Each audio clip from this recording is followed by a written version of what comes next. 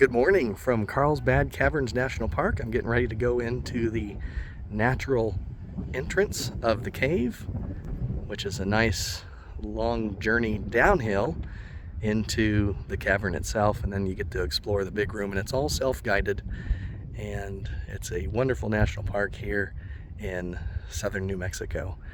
You are on top of a mountain here, not a huge mountain, but you're on top of a mountain, so you get a nice view of a New Mexico valley. Just take that in. Beautiful place. Pretty warm today. It's going to get up close to 100 degrees, but it'll be a nice, cool 58 degrees in the cave. I think it's 58 degrees. I'll verify that in a few minutes.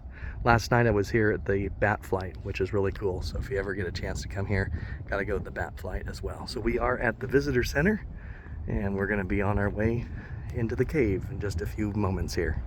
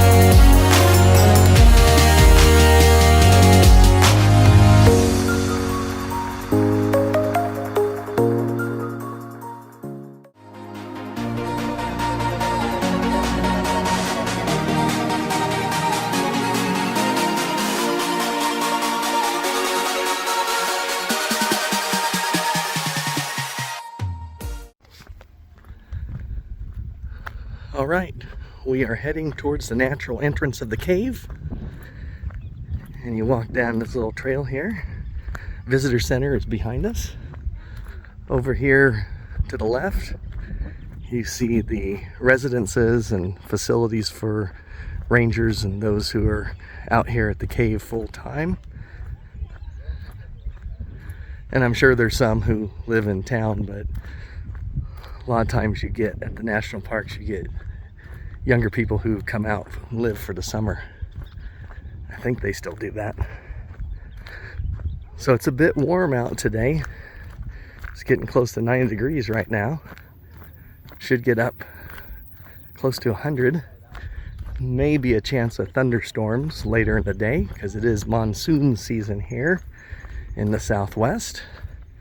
We might just be on the outside ridge of the thunderstorm threats. Looks like most of those will be going through the western part of New Mexico and into Arizona. So you walk down this way, and then you see the natural entrance. It's a little ways down here. You'll also see the Bat Flight Amphitheater, which I was here for last night. Definitely worth a visit. Bat Flight program starts approximately 45 minutes before the actual bat flight, and a ranger will give a talk and little educational talk about bats, the kinds of bats that are in the cave, and then you just get to sit back, relax, and enjoy the massive 300,000 to 400,000 bats that emerge from the cave. I'd always heard about it, but I gotta tell you, I was super impressed by it. There's something about just seeing it in person, and it was amazing. So definitely make arrangements to see the bat flight if you come.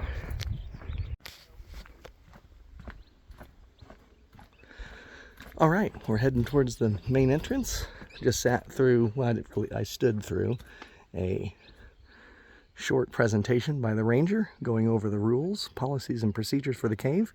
Here is the Bat Flight Amphitheater, which you can come to right before sunset, maybe about 45 minutes before sunset, and then you can witness the bat flight as they come out of the natural entrance. The things flying around right now are not bats, they are cave sparrows. And if you do come to the bat flight, please keep in mind, no cameras, video cameras, cellular phones, or any electronic devices allowed during bat flight, because that can affect the bats. And unfortunately, last night a lot of people weren't paying attention to those instructions, and the ranger had to get on a few people.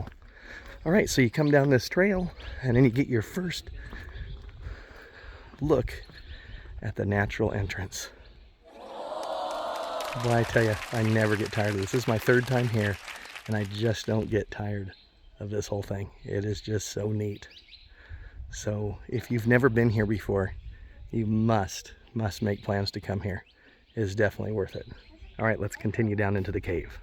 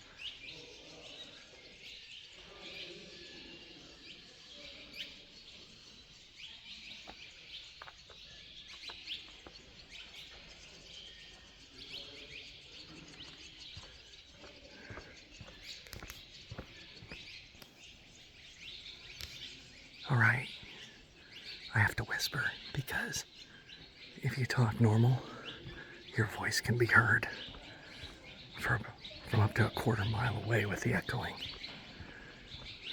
I just wanted to, most of this I'm going to record separately from I'm not going to do live, but I wanted to at least do this part where we're kind of in the twilight zone here, between where it's the brightness of outside and then you're just about to go into the depths of the cave, which of course has artificial lighting,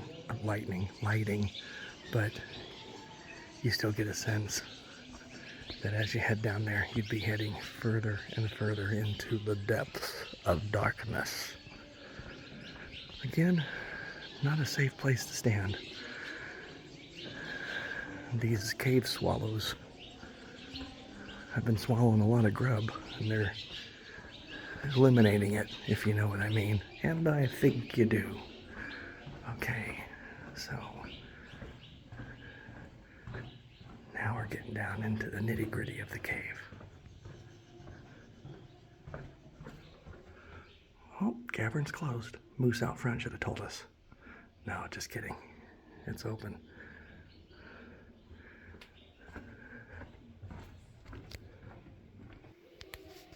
All right. beyond the sign here, back in that dark cavern there, about 600 to 1,700 feet beyond where I'm standing, is where the Brazilian free-tailed bats roost. And they just camp out there until nighttime, and then they'll all fly through this area, heading out that way towards the natural entrance. And if you come to bat flight, then you get to sit outside and see that whole thing happen. But back here is where they live. One of the neat things you learn here, in early July, the newborn bats are all in one place on the cave ceiling. They've learned that there's just one area where they keep them all, and it's basically a nursery. And the roost of all the baby bats, or pups as they prefer to call them, works like an incubator and keeps it at a steamy 90 degrees, and the heat warms the pups as they grow fur and gain strength to fly. That's just really cool. At sundown, hundreds of thousands of Brazilian free-tailed bats fly through this passage to exit the cavern. And then when a female returns to nurse her single pup, her keen sense of smell and hearing locates it among the thousands. That's just so neat. So this is the Bat Cave.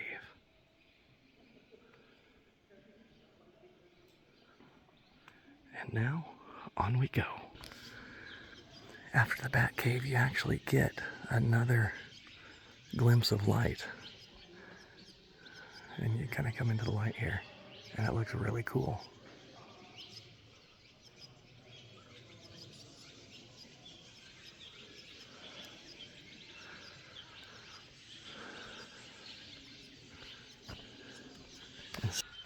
Wait, I just have to try this real quick. See if this shows up. Take a look at that. Lens flares. It's like I'm in a J.J. Abrams movie. Alright, enough messing around. Let's go. One thing I've noticed, before I say those comments, we are entering the dark zone.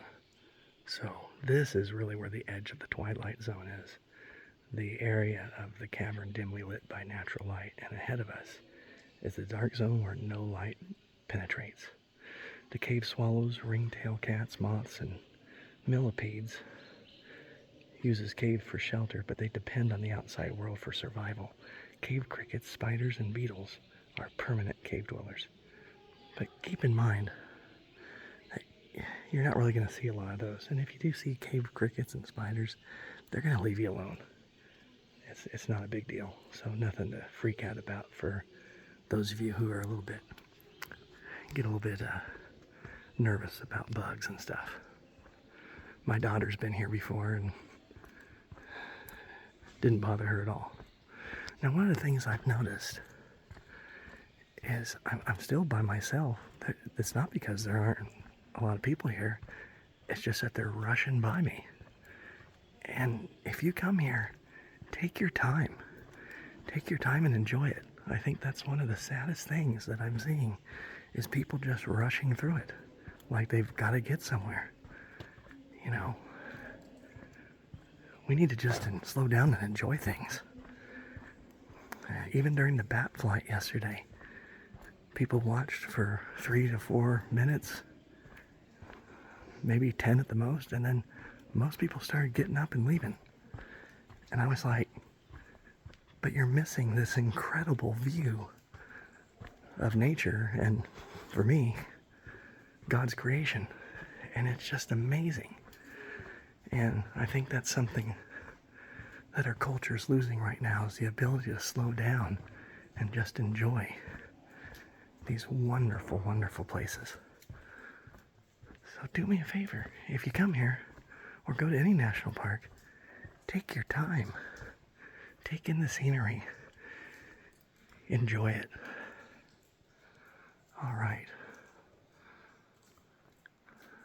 So there is a pool here. You can look closely. You can see a little bit of the ripple there of the water and some things dripping. So this is the first pool that I've seen. I can't remember if there are any more.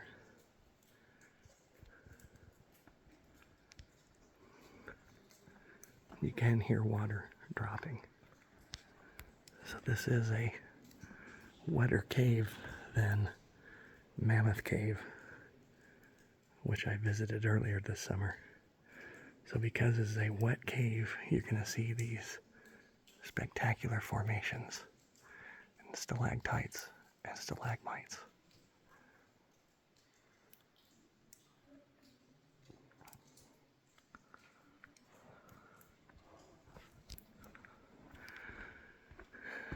Now we are in what is called the Devil's Den.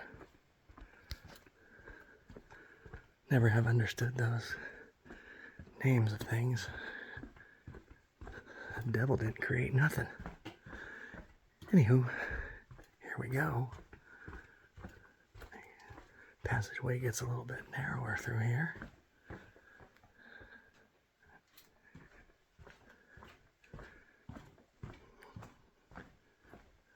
I've gotten in the habit of wearing my Batman shirt every time I come into a cave now. I get a lot of comments on that. It just seems appropriate, especially here. Oh, look at that. But again, as we mentioned, oh, mind your head. Again, as we mentioned, the bats only live in that one part of the cave. Oh, our first flight of stairs. All right. I'm gonna turn the camera off for this. All right. That flight of stairs was not bad at all, but it's dark, so you do want to be careful if you're engaging in photography like myself. I did a 4-hour hike at Mammoth Cave, and there were lots and lots of ups and downs there. This isn't too bad, but still, it's strenuous. Okay, so we've opened up into another room here.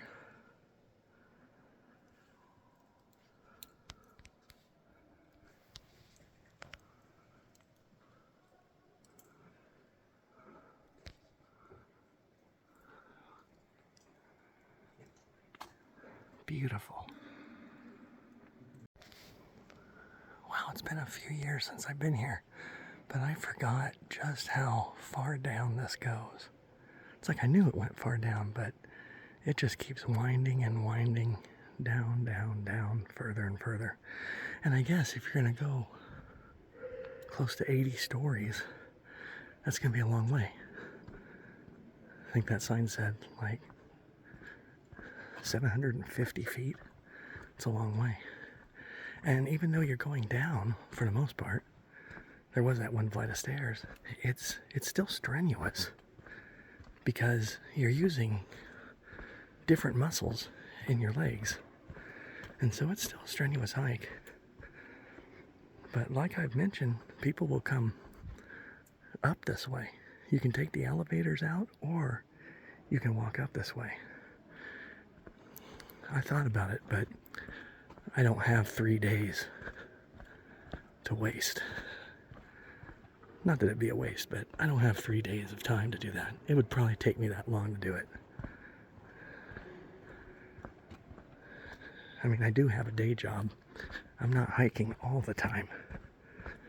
But boy, it would be neat to be able to get to that point. Can you imagine walking up all this way? Wow. Hats off to the people who can do that. All right, let's continue on. I will say this though, they have a lot of seating areas. A lot of seating areas, so if you do need to stop off and rest, you're able to do so at regular intervals on the natural entrance trail. This rock here is iceberg rock, which weighs about 200,000 tons. And they say that it fell from the ceiling up there. And they also say, oh, you don't need to worry about that. that doesn't happen anymore. Well, I hope they're right. Looks like a lot of rocks have fallen around here. No, but seriously, folks, eventually the roof of the cavern becomes strong enough, kind of has this arch in it, acts like a bridge, and that really keeps the rock falls to a minimum. Now, you're going into nature, so nothing's 100%, but it is not very likely to happen these days. Okay, we're getting closer to the big room. And you're going to see a lot of neat formations down there. We've entered into another narrow passageway. This is around and underneath iceberg rock on our way to the big room. And I have to say, I really enjoyed Mammoth Cave, but I like this experience better because you can go at your own pace. And in that 4-hour hike that I took, you had to work so hard to keep up with everybody that there were times when I felt like I was just focusing more on the hiking and less on the enjoying the scenery. Now, that's not to say I didn't enjoy it at all, but I think there were times when I wasn't enjoying things as much as I could. So coming to Carlsbad Caverns, you have much more of an opportunity to go at your own pace. Now, here is the Green Lake Room. So, another large room here, but it's nothing compared to the big room, which we are very close to. So, I'll give you another shot of this. And then, big room is not too much further. Stick around, you won't be disappointed. Okay, come around this corner, and you're going to be kind of at the halfway point where the trail goes off to the big room, or you can head over to the lunch area and the restrooms and the elevators. You just kind of come upon this quickly, which is cool.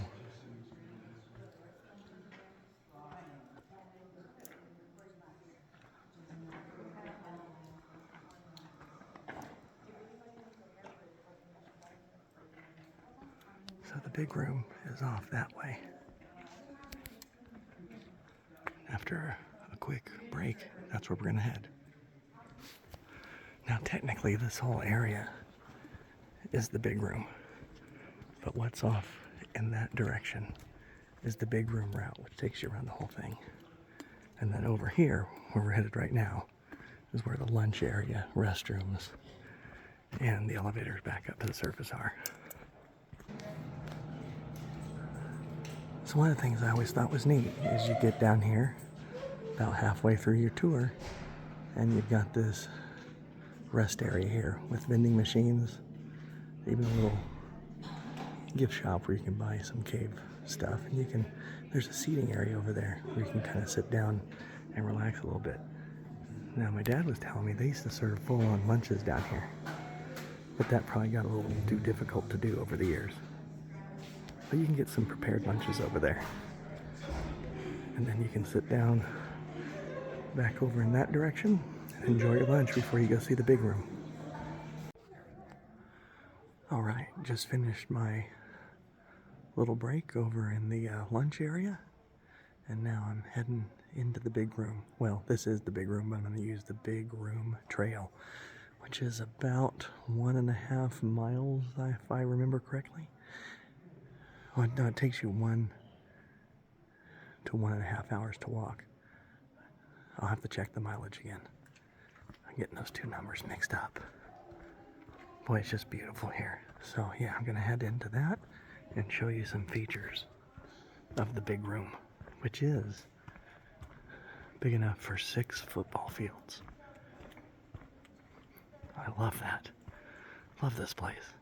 You know, I tell you, that's the thing. I just never get tired of this place. And it's so peaceful here and quiet. Really nice.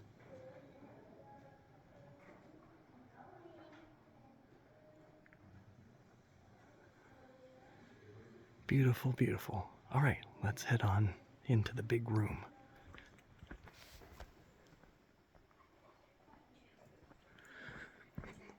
Okay, big room route. It's 1.2 miles. It takes about an hour to an hour and a half to walk. The first part of the trail is accessible, and then there's a shortcut, because once you get past that shortcut area, it's a little bit more treacherous for those who are in a wheelchair. Still not going to be super easy for the wheelchairs to get through here, but they can. There's just a little bit of ups and downs. But just look at this. It's just amazing.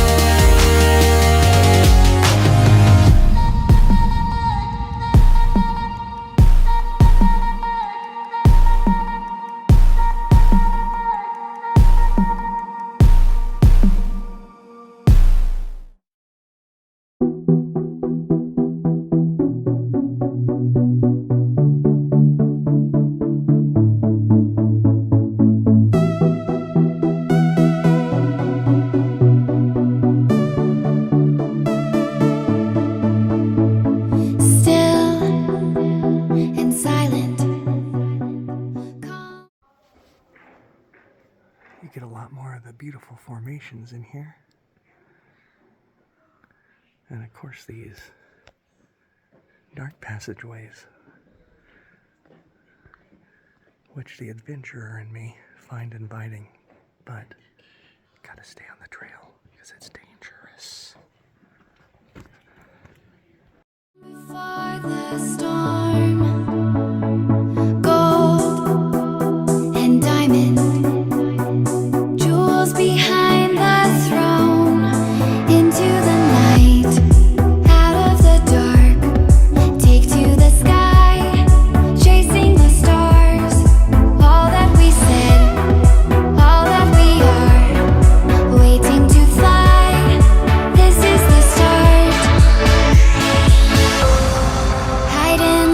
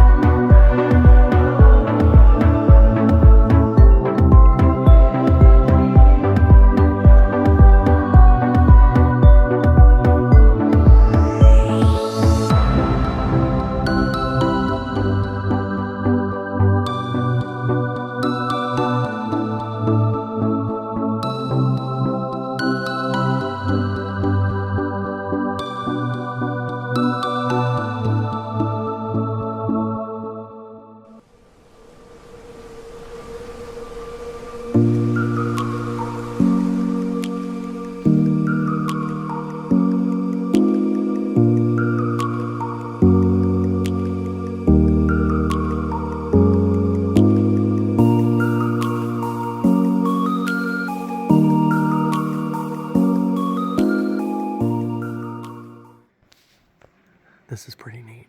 So still in the big room, of course. And I come into this section of the big room, and you look down here, and part of the floor looks like it's sort of collapsed in on itself, and it gives you kind of a glimpse of, it's like a microcosm of the larger cavern that we're a part of, or should I say, microchasm. You get what I'm saying, though? It's kind of like, it's a smaller version of the larger cavern that we're in. That's what this seems like to me. Now, I have no science to base that on, but that's just what it looks like to me. It's pretty neat. All right, on we go.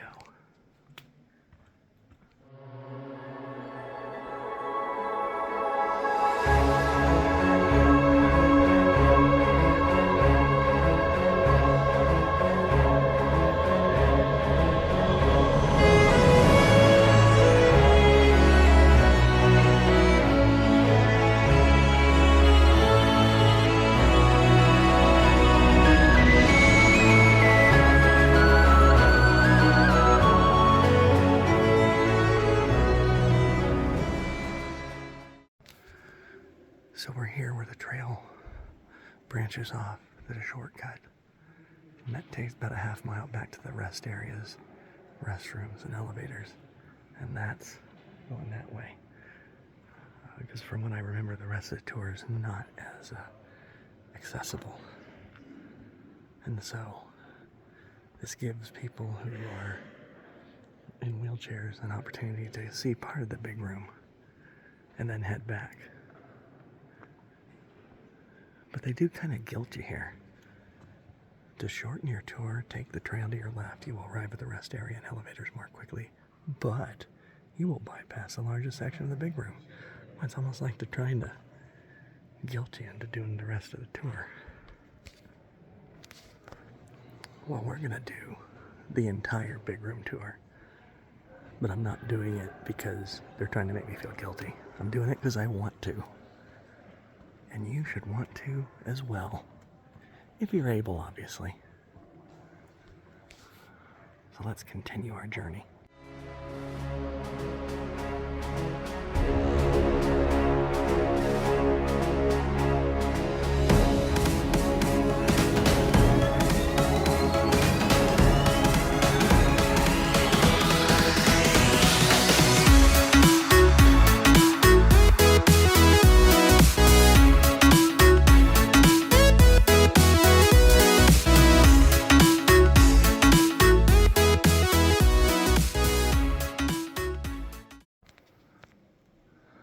Not sure if you can see this or not, but you can see in the middle of the screen there's a rope. Do you see that?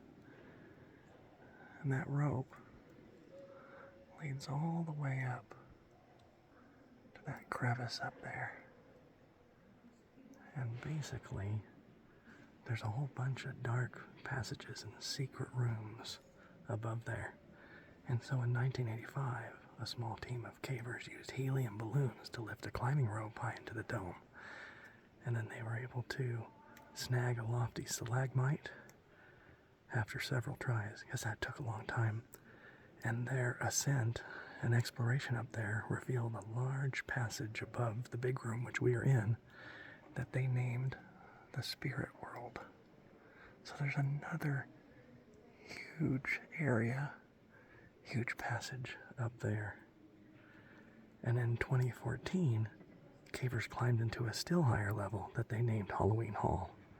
And so that's really cool to know that there are other rooms or openings or caverns that they have found as recently as 10 years ago. And there is a lower cave tour here, which is a more advanced tour, and you need to have proper hiking boots and things like that, and there is an additional fee. And that's something I would like to do sometime. Okay, so here's another shot of that rope. And then that's the Spirit World up there. So that's pretty cool. I did not know that. That's not something I don't remember from my last visit.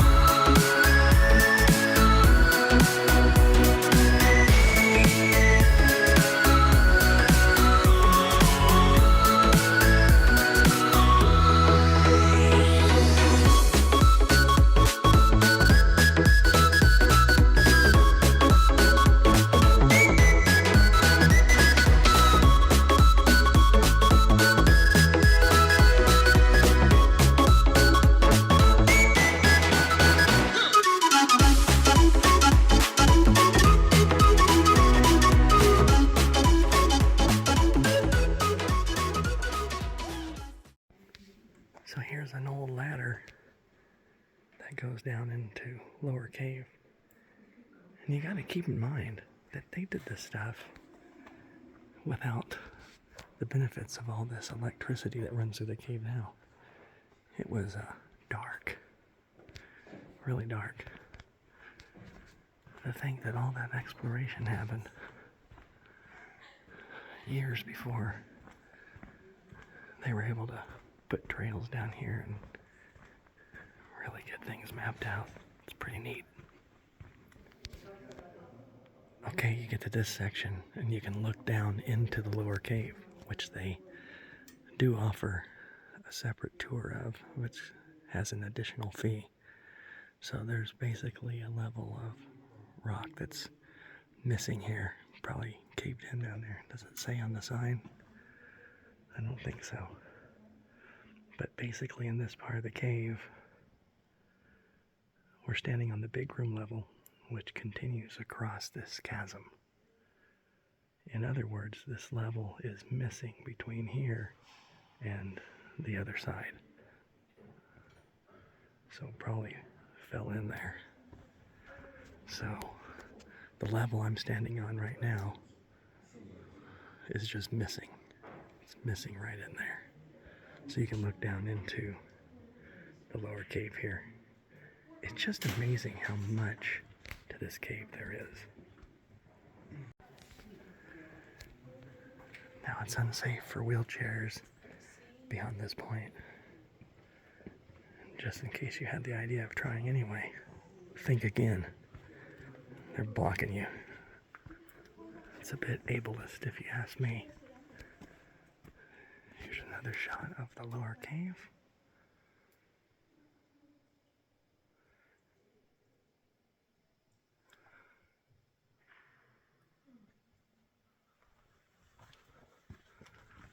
All right, let's head over here. Ooh. All right, stay out of the light. I saw Raiders of the Lost Ark. I know how important it is to stay out of the light. That's how Forrestal got it.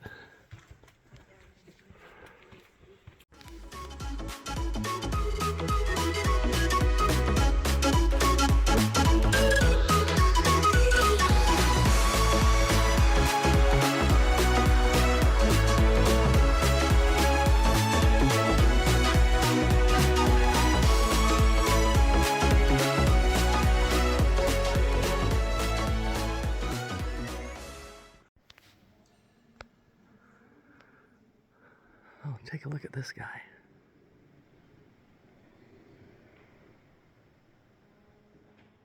Doesn't he look like a grumpy Gus?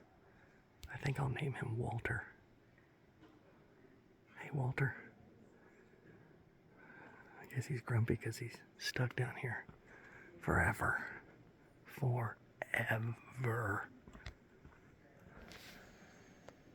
As you get here towards the back of the big room, you get some of these spots that are a little bit darker, which is kind of fun.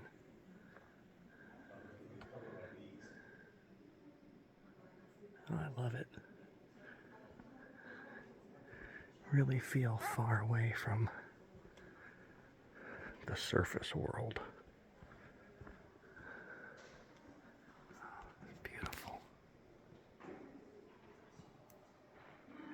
Yeah, it's a little bit darker back here at the rear of the big room. I wanted to call it the dark room, but it's not the dark room, it's the big room. It just happens to be darker back here. Coming up, the bottomless pit. Okay, this is the top of the cross, so we're at the furthest point in the back of the big room. Furthest point away from the elevators, rest area and stuff. The back of the big room. And there's a big seating area. Then beyond the seating area, there's a little viewpoint. It looks off across the big room. So this is the furthest back you can go, unless you take a tour of the lower cave, which will take you down underneath and go a little bit further into the cave. Yeah, this is a big, this must be. Okay, so you leave the top of the cross and then you start your journey back towards the entrance to the big room where the lunch area is and the elevators out.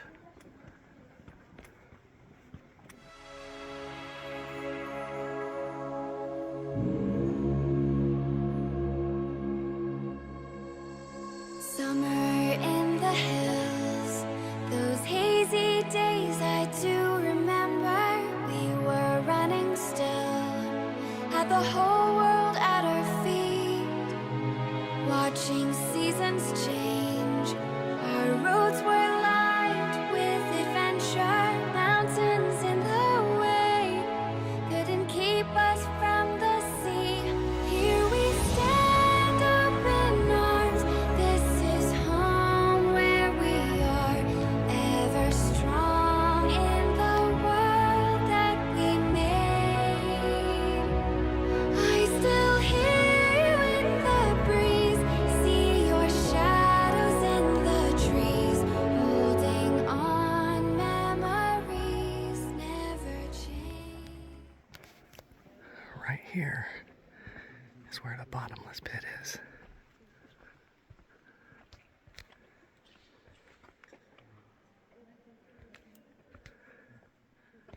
Yeah, you can't really see it all that well.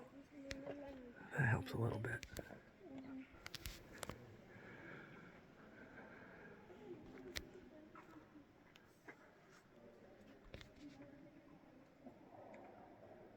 Contrary to popular belief, the bottomless pit is in fact not bottomless. Boy, it's really dark through here. Oh, there we go. That's a little bit better.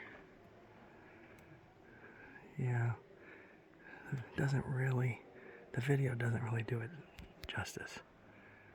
And technically it's not bottomless, but it kind of looks like it. And even though it's not bottomless, I wouldn't want to fall into it. It's a long ways down. And the extra railing here suggests that the National Park Service doesn't want you to fall into it either. So folks, I present the bottomless pit. All right, on we go.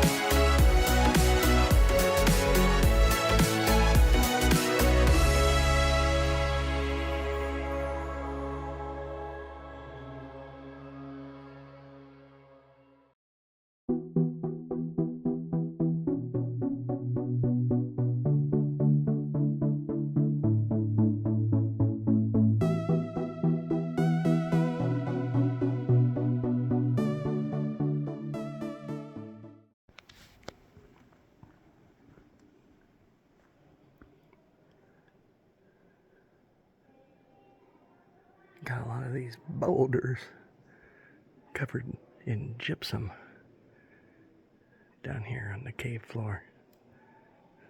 Really adds to the beauty. And I hope it's adding to your enjoyment of this video. So we're on the other side of the big room, working our way back so we get different perspectives of some of the things that we saw on our way in.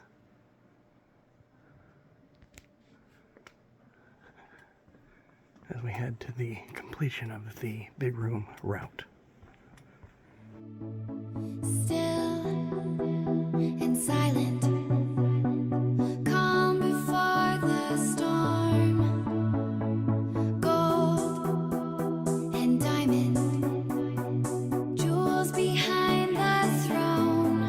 Into the night, out of the dark, take to the sky, chasing the stars. All that we said, all that we are, waiting to fly. This is the start. Hide and seek, reason and rhyme, grand and glorious. Living the dream, yours and mine, euphoria. Hide and seek, reason and rhyme, grand and glorious. Living the dream, yours and mine, euphoria.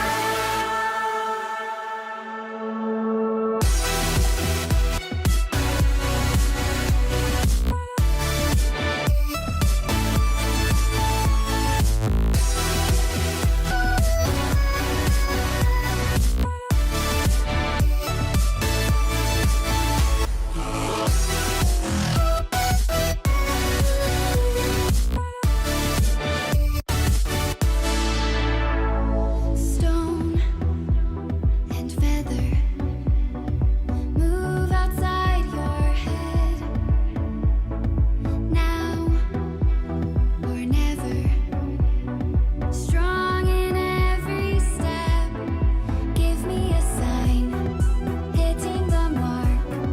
Take to the sky, chasing the stars. Open your eyes, watching afar. You spend enough time to hunt this cave, you start to see things. This thing kind of reminds me of those Muppets on Sesame Street, the alien ones. Yep. Cave. So we made it around. Made it around the big room, and now we're on the other side of that shortcut that we saw earlier, which they call Caveman Junction. Then you go this way and you continue with the tour.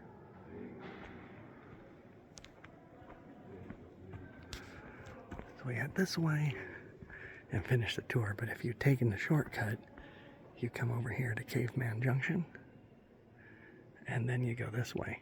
But you miss the big parts of the big room. To fly, this is the start. Hide and seek, reason and rhyme, grand and glorious. Living the dream, yours and mine, euphoria.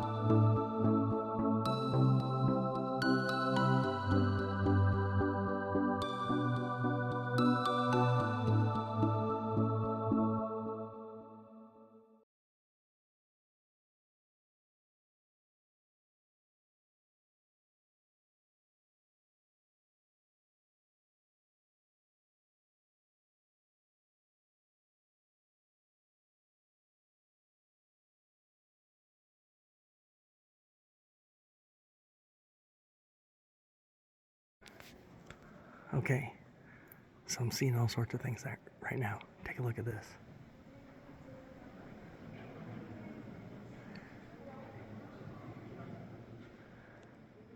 Kind of makes me think of like a Frankenberry or a alien monster.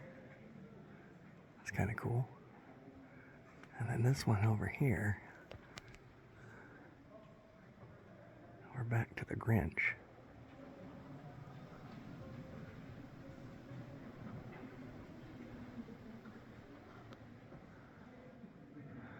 So again, as you leave the big room, or as you kind of work yourself around, you come back to the other side and you see some different perspectives of some of the stuff that you saw earlier.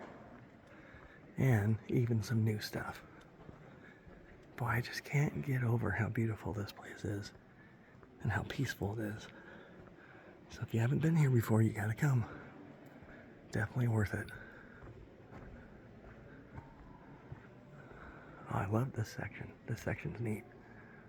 Look at that big stalactite there.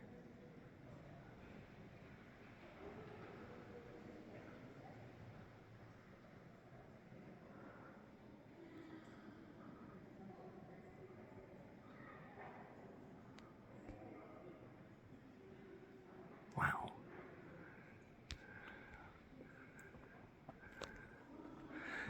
The video just doesn't quite do it justice. But I hope you're enjoying it nonetheless, especially if you haven't been able to come here or may not be able to come here. Hopefully you'll get a little bit of a sense of what it's like.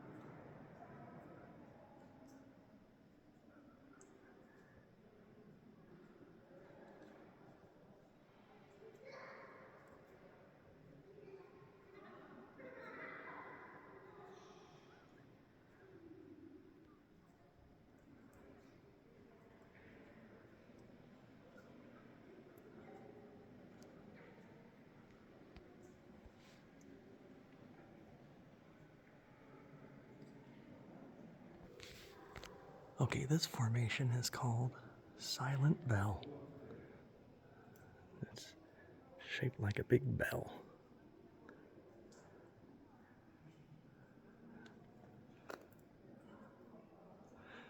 Now you can't touch any of this stuff because it can damage it, but I'll admit it does look like it'd be fun to kind of touch.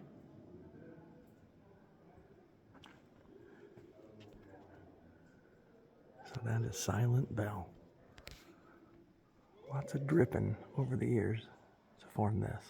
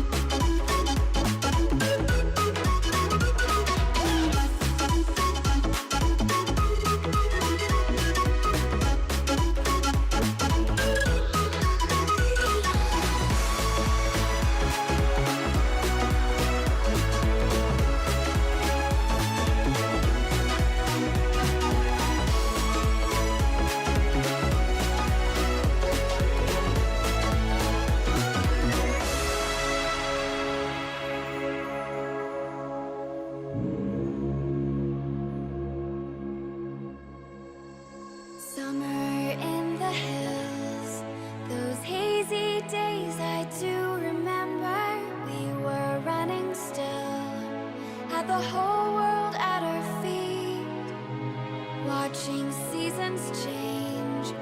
Our roads were lined with adventure, mountains in the way couldn't keep us from the sea. Here we stand, open arms. This is home where we are, ever strong in the world that we made. I still hear you in the breeze, see your shadows in the trees, holding on, memories never change.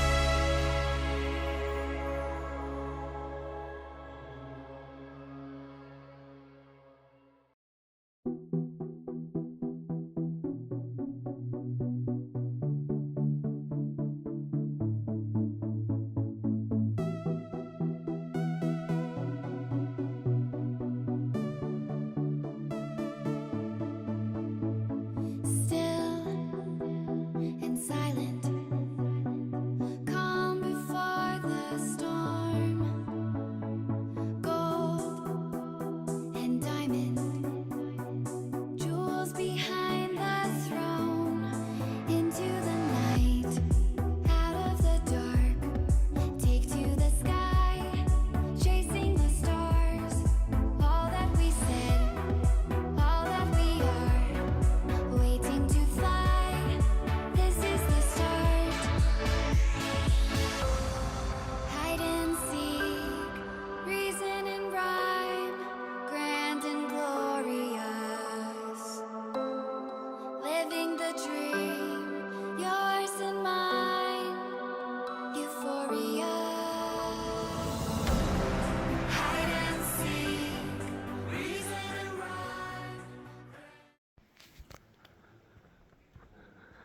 And so now we have concluded our tour of the big room. We've walked the entire big room route, and we find ourselves back at the junction between the natural entrance, which you would go out over that direction if you wanted to walk out, or you go over here and then you'll get back to where the lunch area, snack bar, restrooms, and the elevators up are, which is where I'm going.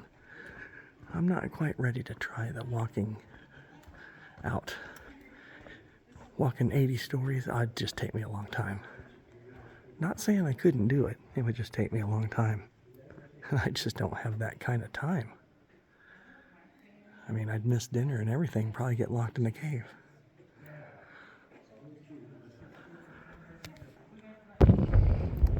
All right, folks, with the visitor center there in the distance, I'm going to be wrapping up this video. That was Carlsbad Caverns National Park natural entrance tour and big room route tour.